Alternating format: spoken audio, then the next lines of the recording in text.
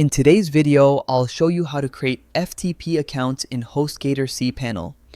Whether you're managing your own site or setting up access for someone else, this step-by-step guide will make it simple. First, open your browser and go to HostGator.com. At the top right corner, click Sign In. Enter your account credentials and you'll be taken to the HostGator dashboard. Once logged in, look for the section labeled Websites. Click on it, then continue by selecting Advanced to access more detailed settings.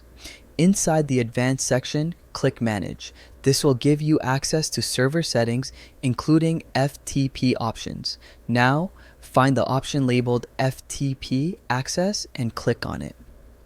From there, select Manage again to proceed. You'll now see the option to create FTP account.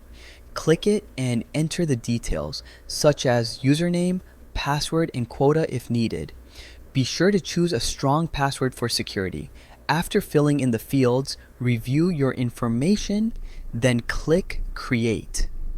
HostGator will confirm that the new FTP account has been added successfully.